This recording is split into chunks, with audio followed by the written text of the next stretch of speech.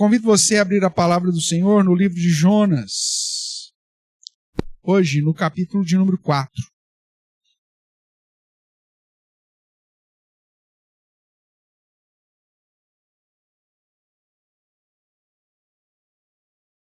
Jonas, capítulo 4.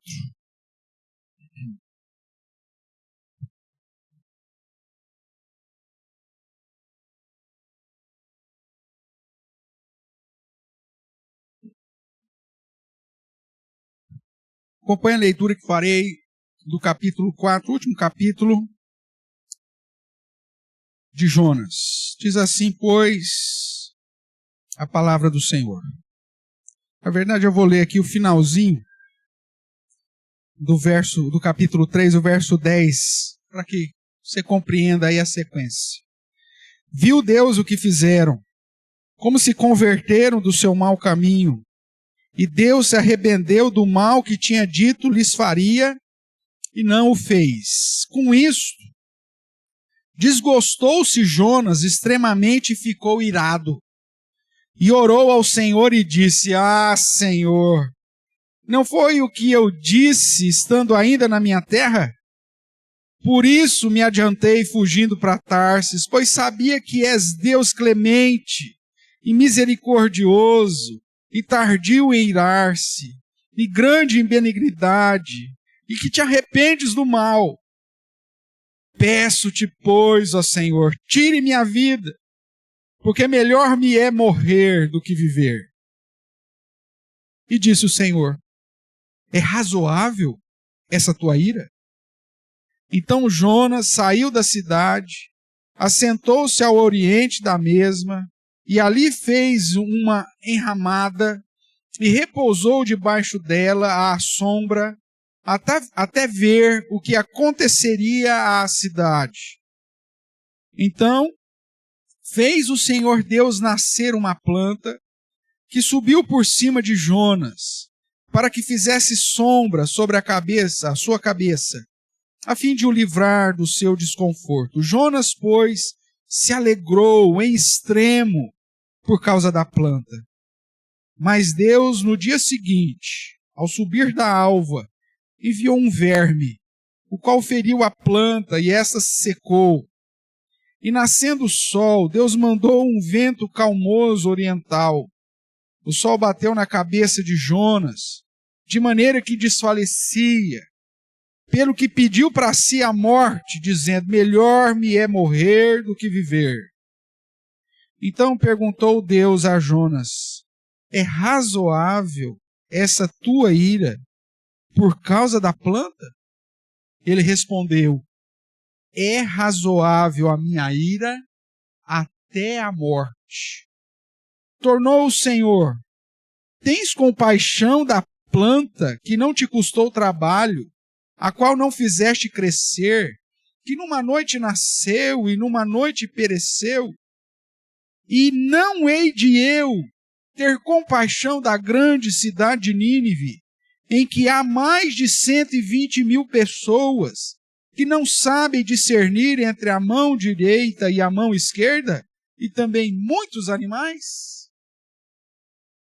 Amém. Oremos ao Senhor, irmãos. Pai querido, nós te damos graças pela leitura da tua palavra. Te damos graças pelo privilégio de estarmos reunidos em adoração, pelo privilégio de um dia termos sido alcançados pela tua graça e misericórdia, e porque o Senhor teve compaixão de nós, que nós agora, cientes de tudo isso, possamos, dirigidos pelo teu Santo Espírito, confortados e consolados por ele, ao estudar desta palavra que lemos, que nós possamos responder essa pergunta final que o Senhor deixou no registro do livro de Jonas. E que assim possamos ser instrumentos nas tuas mãos. Que o Senhor nos use apesar de nós mesmos e que possamos, ó Deus, ter um coração agradecido a cada dia. E sermos instrumentos para guardar a tua palavra e o testemunho de Jesus. Que assim, ó Deus, o Senhor nos use. E em especial nessa noite, que o Senhor me use para o teu louvor, para o meu bem e para o bem dos meus irmãos. É o que nós oramos em Cristo Jesus. Amém. Amém. Ao Senhor pertence a salvação. É assim que termina a primeira oração de Jonas, registrado aqui como um cântico no capítulo 2. E este, portanto, é o tema do livro de Jonas, em contraste com a reação do profeta. Enquanto o texto ou o livro apresenta Deus como esse Deus grandioso, poderoso, soberano, cuja toda a obra da criação lhe obedece, os ventos, o mar, o peixe, os marinheiros, o próprio povo de Nínive, a planta, o verme, o sol, o vento caloroso, ou seja, enquanto tudo obedece ao Senhor, reconhecendo que que a Ele pertence a salvação, nós temos aqui o contraste de Jonas, que não reconhece a grandeza, não reconhece a soberania e desobedece e confronta ao Senhor. Então, enquanto os capítulos mostram essa soberania, a misericórdia e o perdão de Deus na salvação de quem Ele quer, nós temos aqui as reações do profeta que demonstram toda a nossa pecaminosidade. Porque Jonas me representa e te representa. Será que realmente nós entendemos a graça de Deus?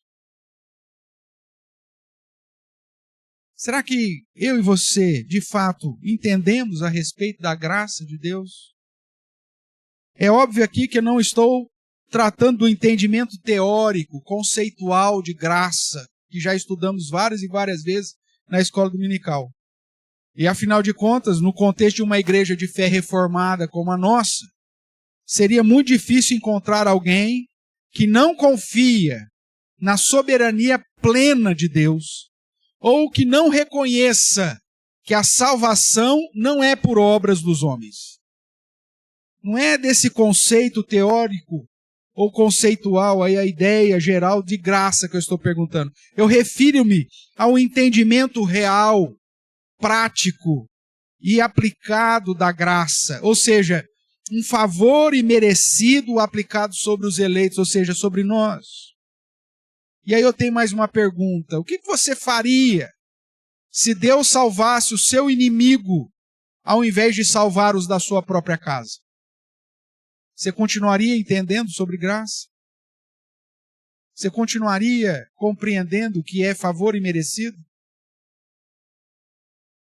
Ou será que, como Jonas, nós também seríamos capazes de chegar para Deus e dizer assim: a minha ira é razoável até a morte? Será que você se julga merecedor de alguma coisa em relação a Deus? Porque se você se julga merecedor de qualquer coisa, você não entendeu o que é graça.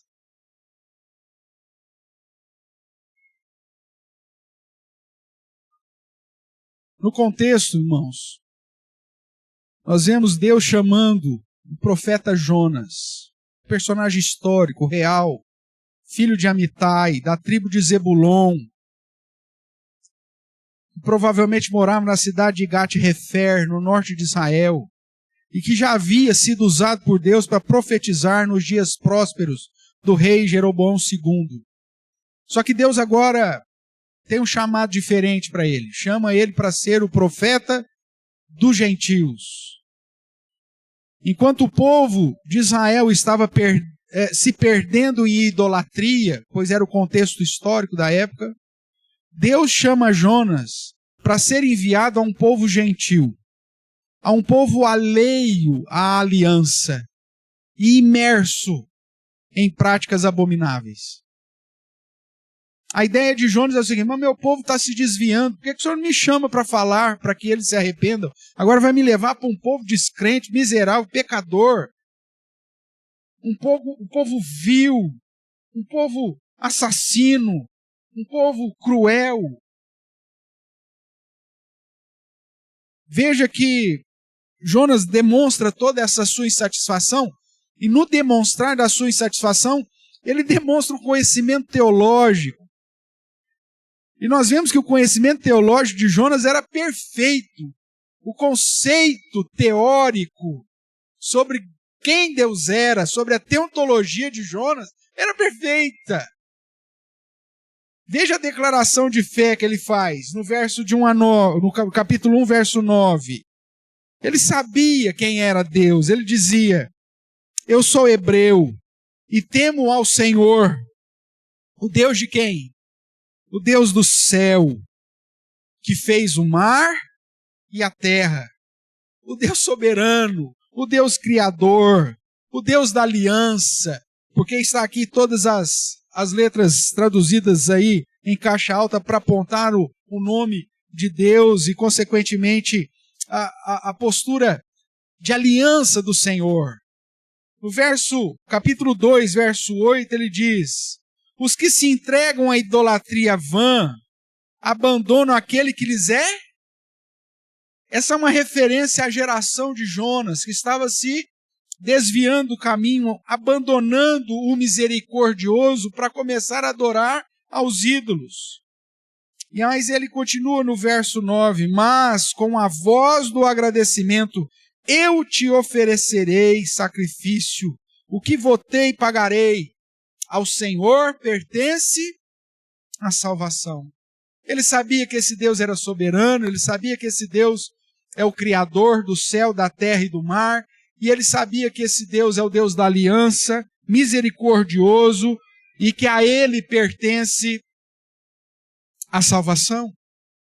Mas mais do que isso, nessa declaração de fé, ele ainda vai dizer no verso 2 do capítulo 4, principalmente na parte final: pois sabia que és o Deus clemente e misericordioso e tardio em irar-se, grande em benignidade, e que te arrependes do mal.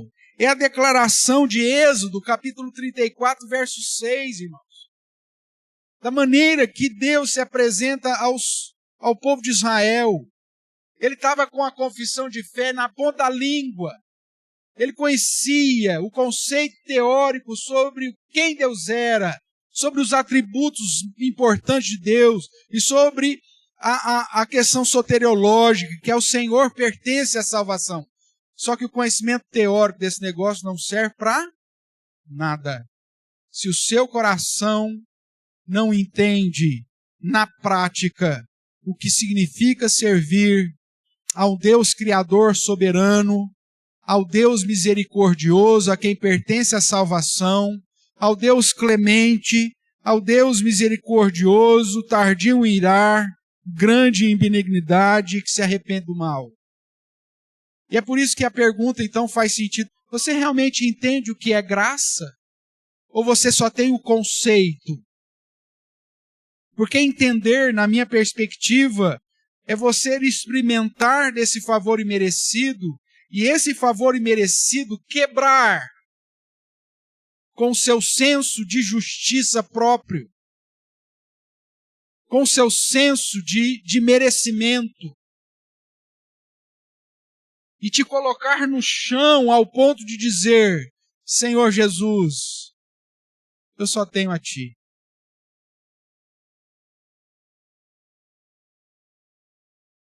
Leve-me para onde o Senhor quiser.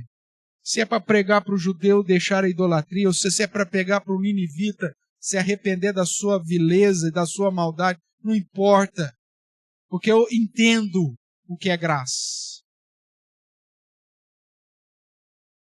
Se porventura os meus que estão se desviando para a idolatria e estão abandonando aquele que é misericordioso, não for dos teus planos, eu entendo a graça. E mesmo que o Senhor não queira salvar os meus, mas queira me usar para alcançar quem eu não gosto, eu entendo a graça. Você entende a graça?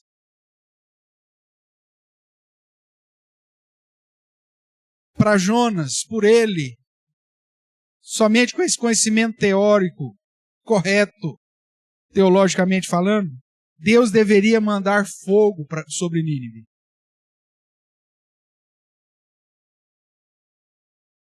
Só que ele se esqueceu que também, como filho de Adão, ele nasceu sob condenação e sob pecado.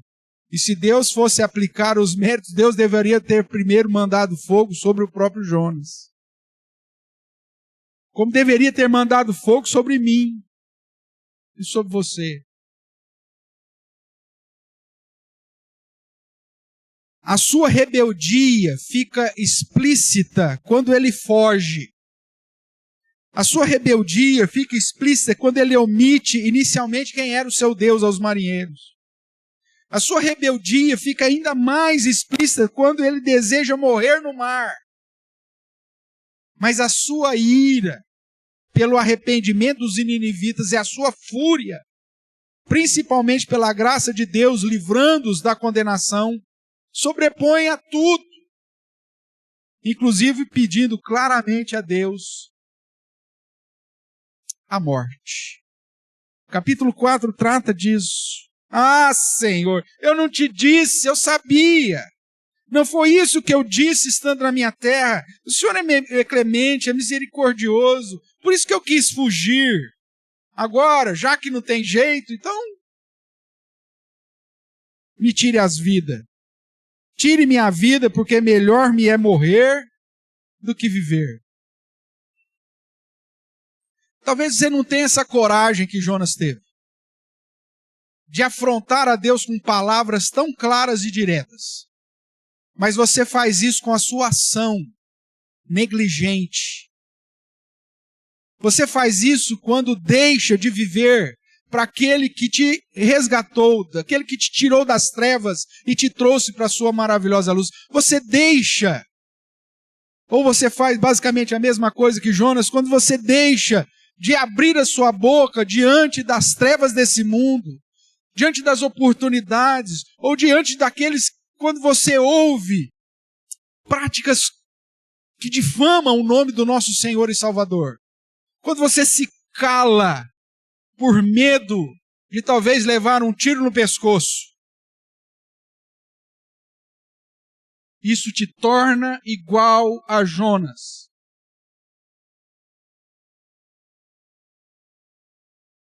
Nessa sessão do Jonas, capítulo 4, nós vemos onde Deus interage com o profeta. E Deus faz isso porque Ele é clemente, misericordioso.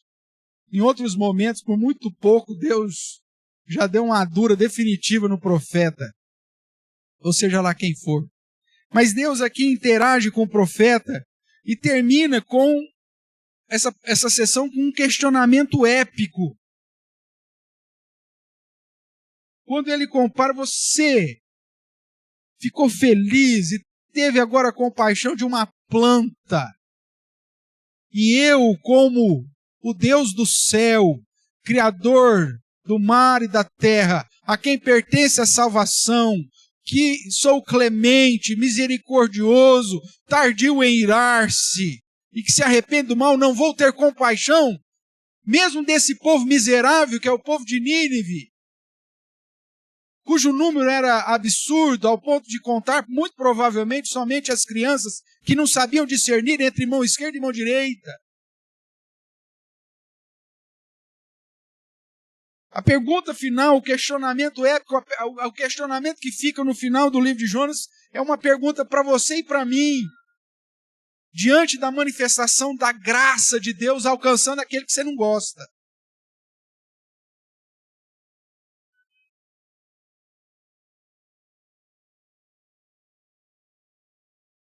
Eu fico imaginando que em algumas situações, se Deus convertesse aquele que você não gosta, se ele começasse a frequentar essa igreja, muito provavelmente você mudaria de igreja. Como que eu vou agora frequentar, que agora Deus converteu esse miserável aí, ó? Eu não gosto dele, vou procurar outra igreja. É porque você não entendeu o que é graça. Nós somos conduzidos a avaliar o nosso próprio coração no que tange sobre a salvação dos ímpios. Nós nos consideramos justos demais? Jonas se considerava justo demais.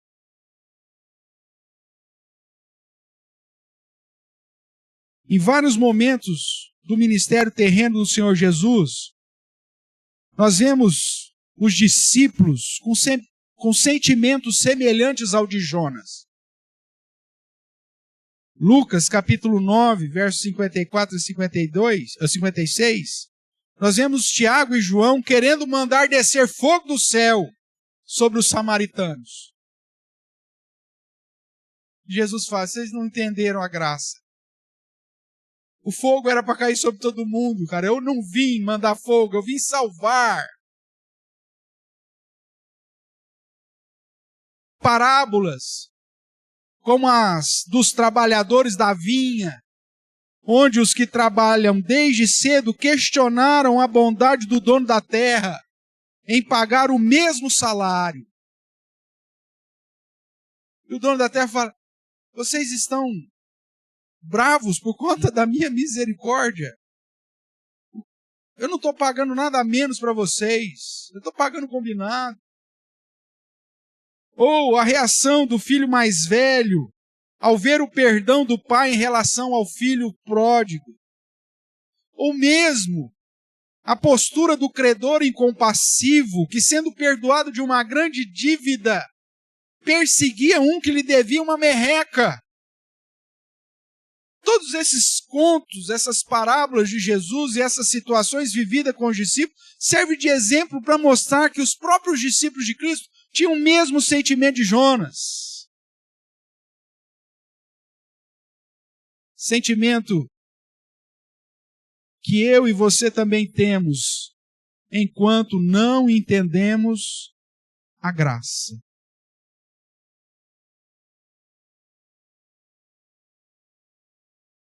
Muitas vezes, mesmo sendo crentes, temos a dificuldade de ver a clemência de Deus sobre os outros. E é por isso que o capítulo 4 de Jonas nos fala sobre a bondade de Deus para a salvação, ou na salvação. Nós já vimos sobre a soberania de Deus na salvação, a bondade de Deus na salvação, o perdão de Deus na salvação, e agora a misericórdia de Deus na salvação, e agora vamos falar sobre a bondade de Deus na salvação. O livro de Jonas é um livro que exalta Deus como aquele a quem pertence a salvação.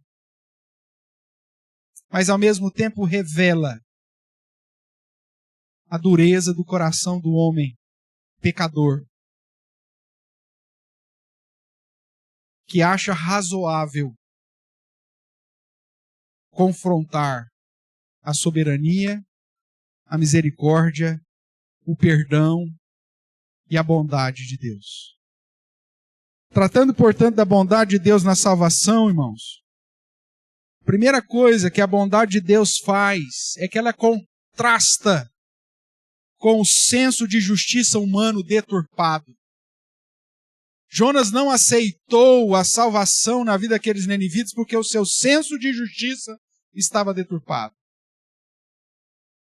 O verso 1 de Jonas 4 vai dizer: com isso o quê? Com o fato de Deus não derramar fogo sobre Nínive, com o fato de Deus não aplicar condenação, com o fato de Deus ter mudado aquilo que ele havia proferido e agido com graça sobre o povo de Nínive. Com isso, o texto diz: desgostou-se Jonas extremamente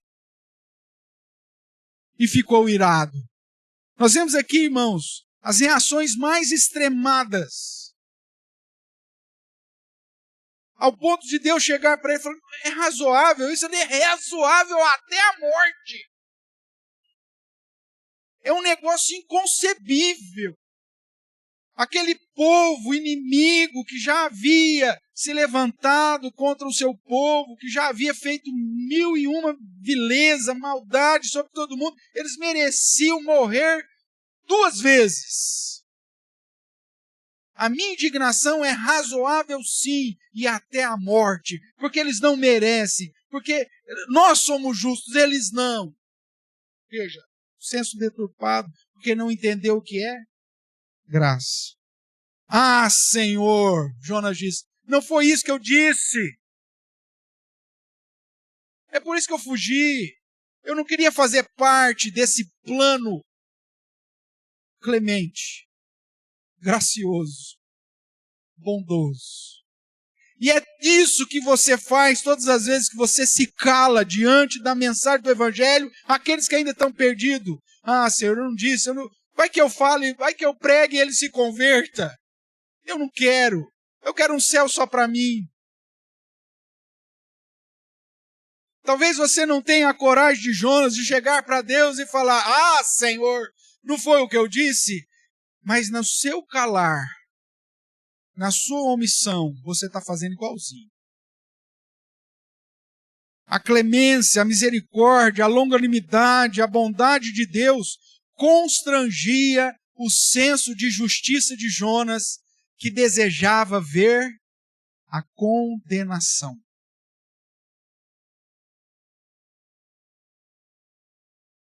Somente quem entendeu a graça quer ver salvação. E para ver salvação, você tem que ir lá, nas trevas. Porque é lá que se precisa de salvação. Foi o que Cristo fez. Deixou sua glória. E veio para buscar e salvar o perdido. Isso é graça. É gostoso ser crente e se reunir com aqueles que confessam a mesma fé, que louvam e adoram ao Senhor, reconhecendo que servimos o Deus do céu, que fez a terra e o mar, o Deus a quem pertence a salvação, clemente, ou seja, com o conhecimento teórico a respeito da pessoa de Deus, dos seus atributos, da sua grandeza. Mas se isso não traduz ou não te conduz a ser um instrumento da bondade de Deus nesse mundo caído, irmãos, você não entendeu a graça. Você tem dado mais ouvidos ao seu senso de justiça do que a graça que te alcançou. E é por isso que você não faz nada. É por isso que você está vendo a banda passar. É por isso que você se acomoda. É por isso que você se cala. Porque você sabe que a partir do momento que você assumir o seu compromisso com Deus, as pessoas vão te colocar como alvo. E eu não quero isso. A partir do momento que você entender a graça e for um ministro da reconciliação pregando graça, você sabe que a sua vida vai ter que mudar. Seu testemunho vai ter que ser mais forte. A sua santidade vai ter que ser melhorada. Só que no seu senso de justiça deturpado,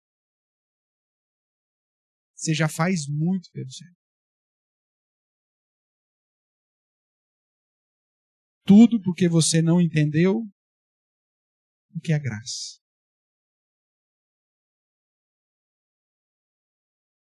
Desgostou-se extremamente e ficou irado. Porque ele queria ver condenação. E você tem desejado ver condenação ou salvação, irmãos? Ainda estamos no ano aceitável do Senhor, ainda é tempo da colheita.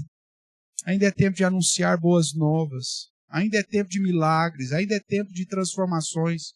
Ainda é tempo de alcançar os eleitos para que o número se complete. Mas se você não entender a graça, você terá a mesma postura de Jonas.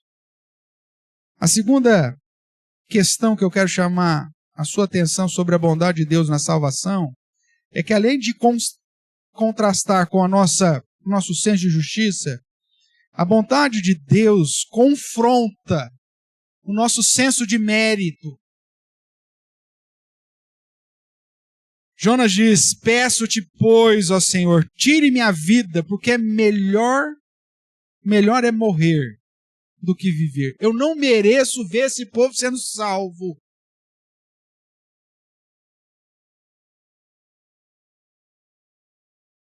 E eu, que fui alvo da tua salvação, tive que passar por experiências terríveis. De ser lançado ao mar, engolido por um peixe, ser jogado, vomitado. Olha a humilhação que eu tive. Ser vomitado na terra, na praia. E ainda nem para o senhor conseguir um translado para mim, tive que caminhar até Nínive, que ficava do outro lado. Percorrer aquela cidade imensa, pregando a mensagem que em 40 dias o Senhor ia destruir. O Senhor não destruiu. Agora, como que eu fico? Como um mentiroso nessa história?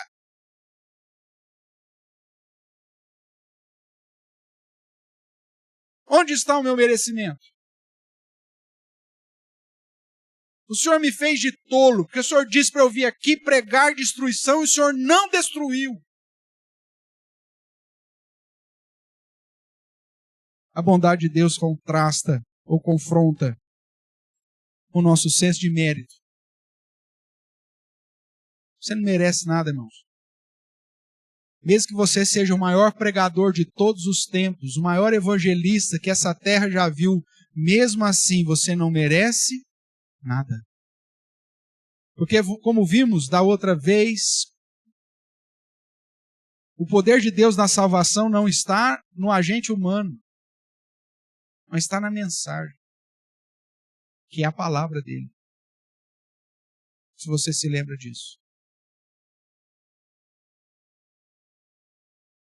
Você não tem mérito algum por fazer absolutamente nada pelo Senhor.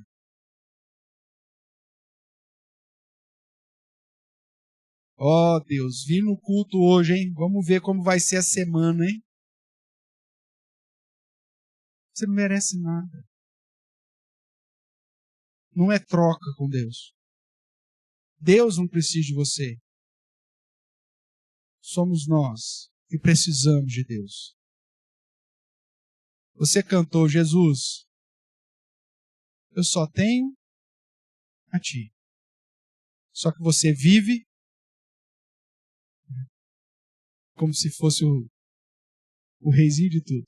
Você não precisa dele, porque você já tem tudo. Ou se precisa dele simplesmente para que ele te dê aquilo que ainda você não tem. Isso demonstra que você não entendeu o que é graça. Toda a odisseia de Jonas, a disciplina que sofreu, a sua experiência insólita de ser engolido, tragado por um grande peixe, o seu percurso longo, que provavelmente dá nada uns 800 quilômetros. Se o peixe trouxe ele de novo para a praia de Israel, porque se largou ele lá perto de Tarsis, meu Deus do céu, é muito mais longe. E o texto diz que a segunda chamada de Deus, vai lá, e ele teve que ir. Deus não deu asa para ele. Teve que camelar. Todo esse percurso longo, a sua obediência em pregar destruição na cabeça de Jonas deu em nada. Eu não mereço isso.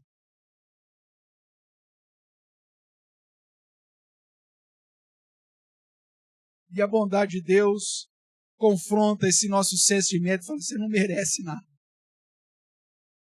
Porque é graça. É graça em te alcançar, é graça em te usar, E é graça sobre quem você não quer que tenha graça.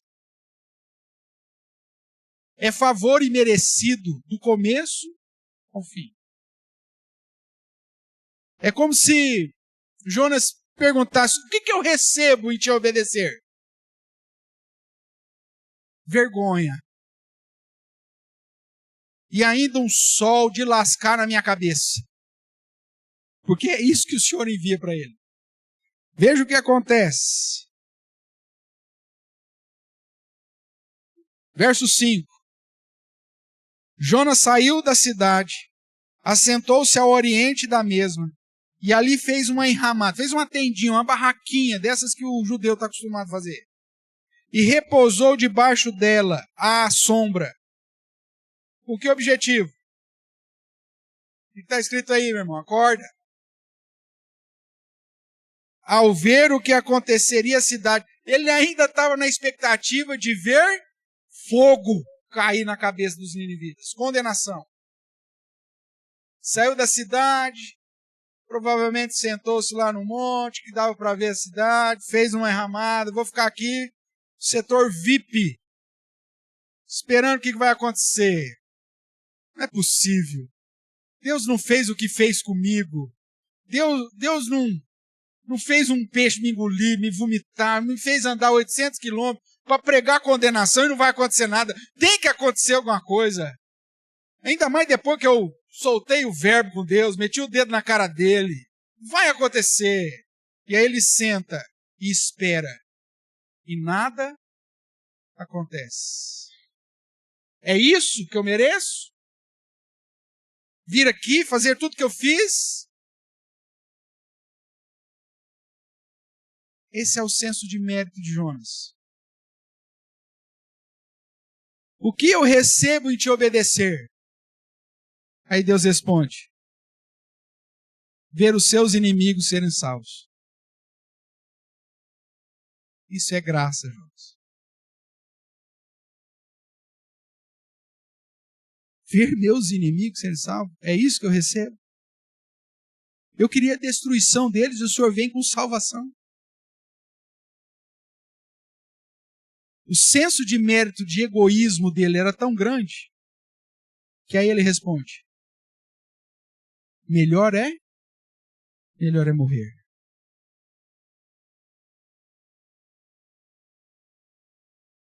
A bondade de Deus confronta o nosso senso de mérito, ou seja, o nosso egoísmo. Porque ele mostra que nós nada merecemos.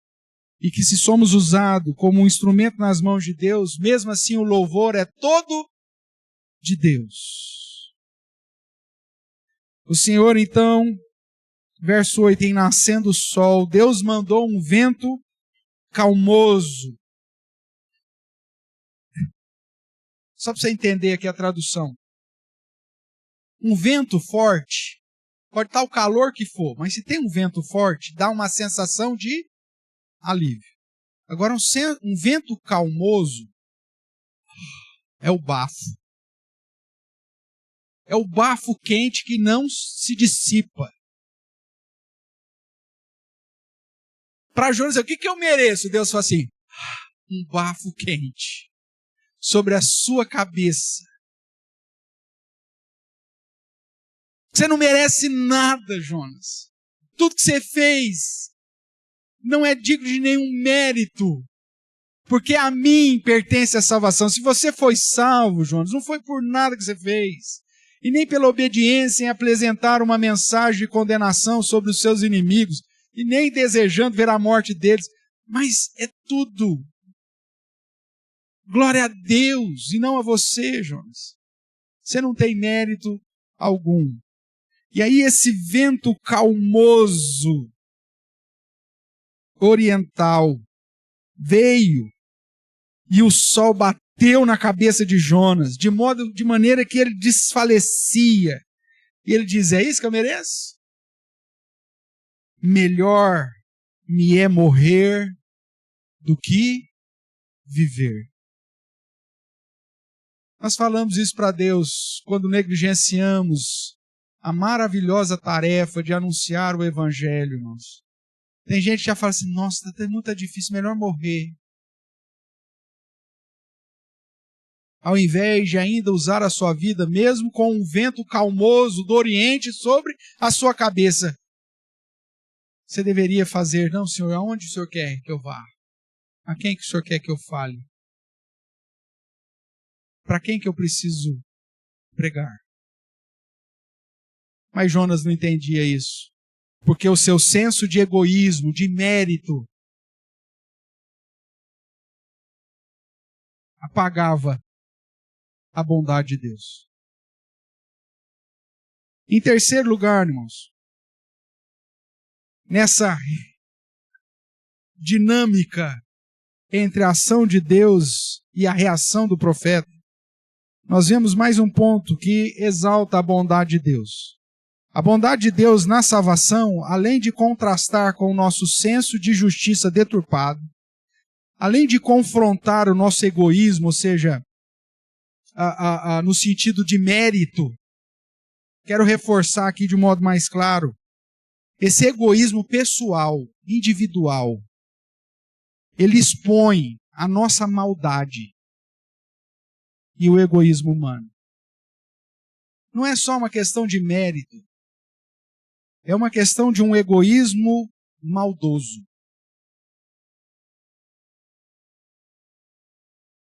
Deus não tem prazer na morte do ímpio, só que nós muitas vezes temos.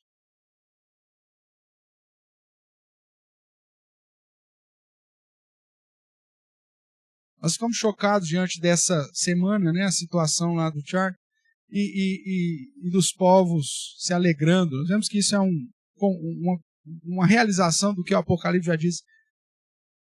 E isso parece ser assim algo absurdo. Você fala: nossa, como tem gente que se alegrou com a morte daquele menino. Só que muitas vezes nós temos essa mesma maldade no coração, irmãos.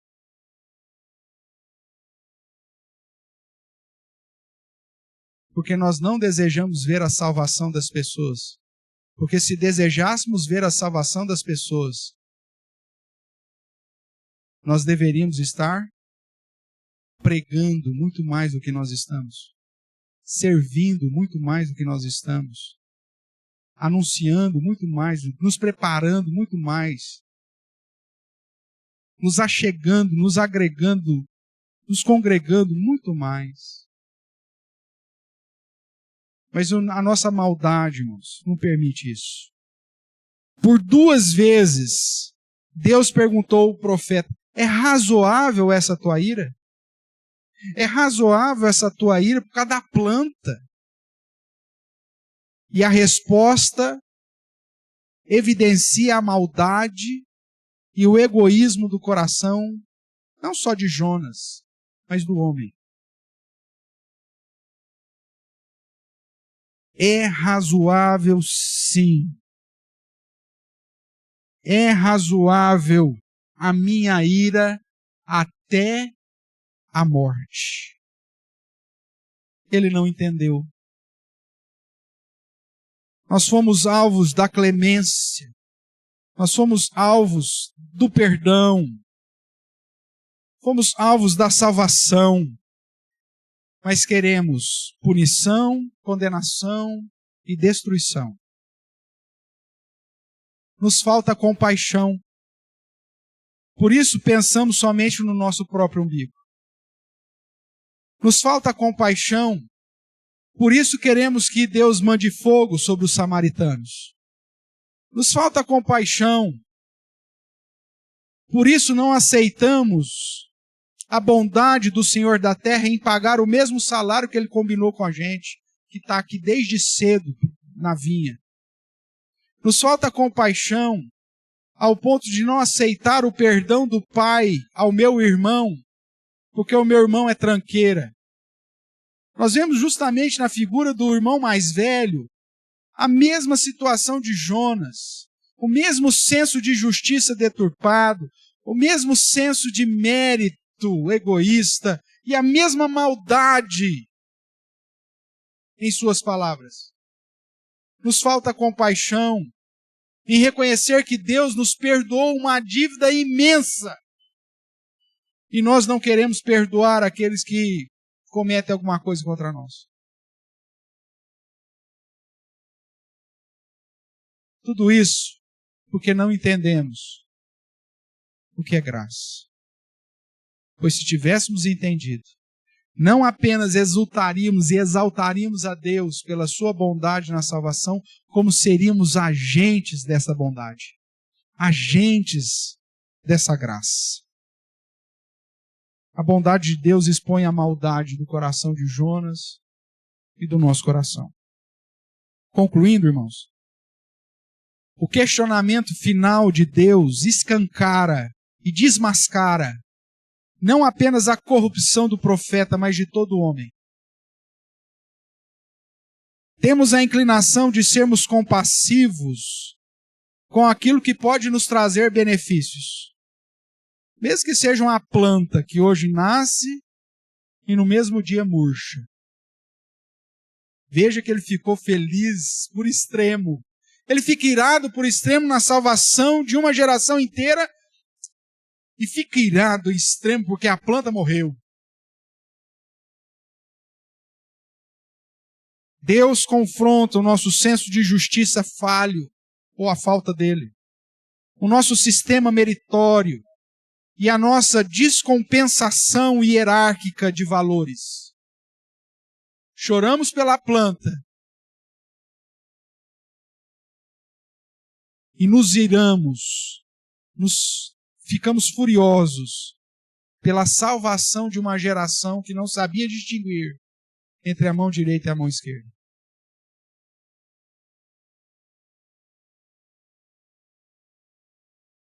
Nós reclamamos de situações que são terrenas e não nos alegramos com as questões que são eternas.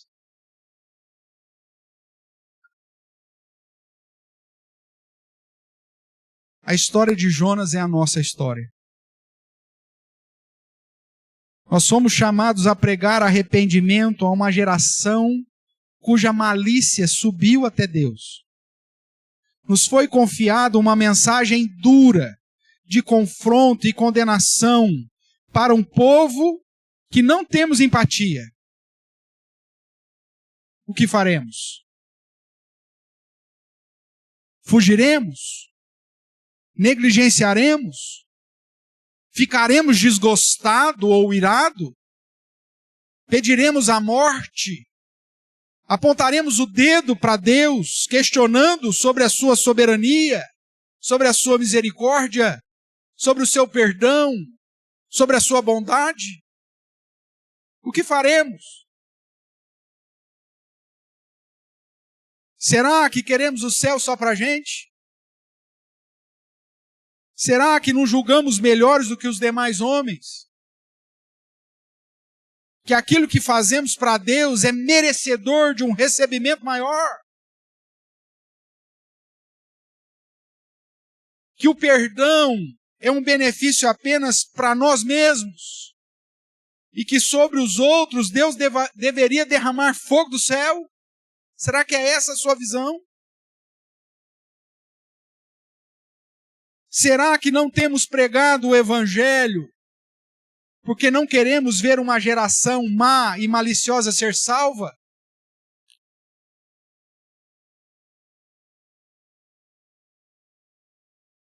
Jonas, pelo menos, tem sido mais verdadeiro. Ele revelou o seu descontentamento, a sua rebeldia, a sua ira, a sua fúria pela salvação dos ninivitas. Pelo menos ele teve coragem. Nós nem isso temos. Somente nos calamos. Nós, pelo contrário, temos nos omitido ao chamado. E nos apresentamos diante de Deus semanalmente, com o mesmo senso de justiça deturpado, com a mesma cobrança, pensando que somos merecedores, e com a mesma desobediência, que revela nossa maldade e egoísmo. É razoável essa tua postura? diante do Deus do céu, que fez o mar e a terra, a quem pertence a salvação e por graça te alcançou? É razoável essa tua postura? Que foi alvo da clemência, da misericórdia, da bondade, do perdão, que viu Deus enviar o seu próprio Filho para morrer na cruz, é razoável essa tua postura? Em viver tão somente para si, e ainda se julgando merecedor de alguma coisa? O que faremos?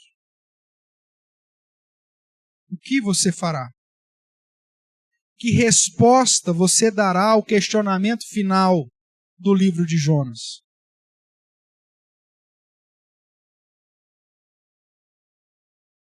Quando o Senhor nos pergunta: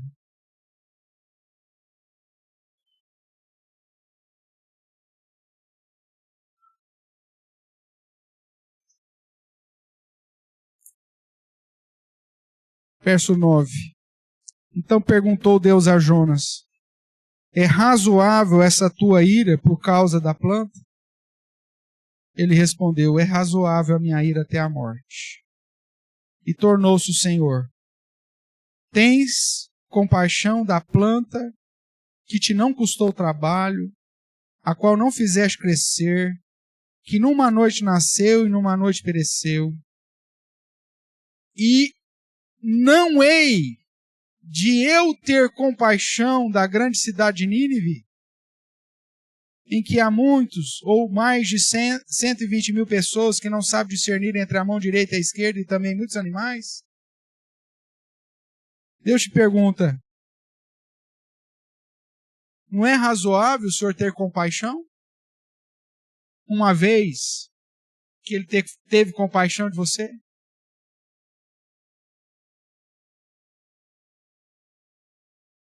Eu não sei qual que vai ser a sua resposta. Porque afinal de contas nós estamos aqui há tanto tempo. Talvez este seja só mais um sermão, onde dentro da minha postura é falar aquilo que a palavra do Senhor fala. Eu não sei qual que vai ser a sua resposta, porque talvez seja só mais um sermão. Talvez seja só mais uma mensagem dura, confrontadora. Eu não sei o que você fará. Mas uma coisa eu posso dizer: não é razoável a sua omissão. Não é razoável o seu calar. Não é razoável a sua falta de aplicação. Não é razoável o fato de você não assumir um compromisso com Deus. Não é razoável você ser apenas um frequentador da igreja. Não é razoável diante daquilo que Deus fez por nós. Não fale mal de Jonas, não. Porque, como eu disse, a história de Jonas pode muito bem ser a nossa história.